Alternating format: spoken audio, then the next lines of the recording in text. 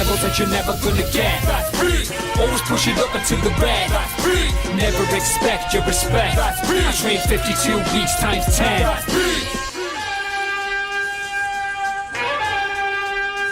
If you've been following the podcast that me and my friend Tom Kwei do, Watching the Watchmen, subscribe now, then you know I'm quite protective over how the property is used. After the middling film and absolutely dismal Before Watchmen, many fans think this franchise should be left alone. For better or for worse, DC have decided to inaugurate the Watchmen franchise into the DC universe and pit the heroes side by side. Teased with the launch of DC Rebirth, we began to see the two revered franchises intertwine. Many fans asking questions and giving theories on exactly what was going to happen down the line. Is the comedian the Joker? Will Superman fight Dr. Manhattan? Can Night Owl still get it up? There were hundreds. One of these additional, less interesting ones was, what is the comedian's badge doing in the Batcave? This graphic novel attempts to answer that. Following Batman and The Flash, we journey to solve the head-scratching question. Spoiler alert, it doesn't answer it at all. Taking elements from Flashpoint, which is another book that I absolutely adore, this book will join the two critically acclaimed franchises together and either make every comic book fan's wet dream or worst nightmare. Which will it be? Can this huge risk pay off? Or will they ruin two of their best franchises in the process? Let's jump in to find out. Getting off to a phenomenal start, we join Batman in the Batcave as he ponders over the mystery of the button. It's not a button, it's a badge. In the background, he has GSPN on, playing hockey.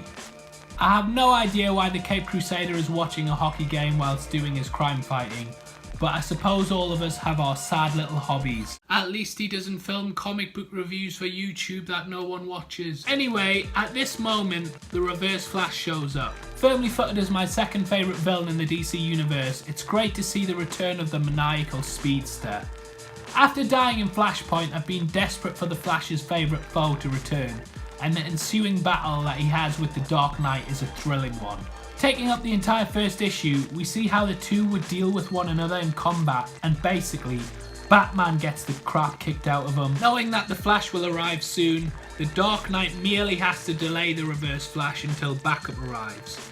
However, after noticing the button, it's not a button, it's a badge. The Reverse Flash picks it up, disappears for a second, and returns screaming that he has witnessed God. He drops down dead, and it's here that the true mystery begins, opening the book in outstanding fashion.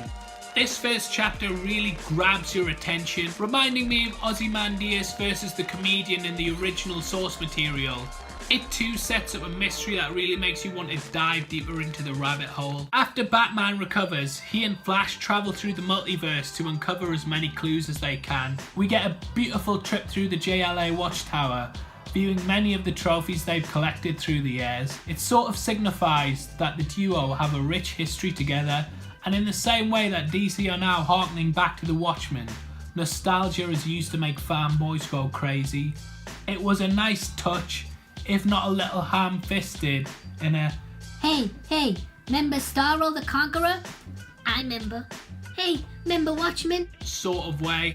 One of the most memorable and poignant moments from Flashpoint was when Bruce's father, Thomas, gave Flash a letter to give to his son in the alternative reality. It was a touching moment that didn't really need for the characters to meet in order to have a connection and understanding of one another. DC, against my judgment, decided that the two characters should meet in this issue. When I heard about it, originally I was very angry. I'm happy to say that I was wrong.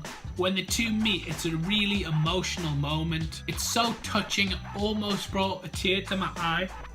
As a reader, I have a lot of things that I would like to say to my father, but probably never will. The paradox of being a human, wanting to show our emotions, also wanting to safeguard them as well. So it's really gripping to see Bruce finally get the chance to say all the things that he's wanted to say.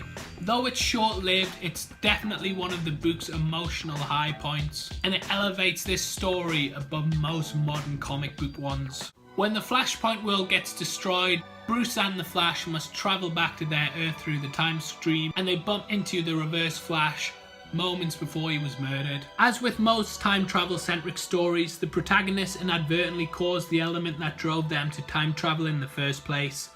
This is no different. They force Reverse Flash to meet with the mysterious God character, which is where he inevitably meets his death. We never really get a solid answer on exactly what happens, and honestly the book leaves you asking more questions by its end than you were at the beginning. We fade out to Dr. Manhattan picking up the button. It's not a button, it's a badge. Orating a quote from Watchmen and the yellow and red of it transforming into the Superman logo, teasing the next story in the saga, the Doomsday Clock.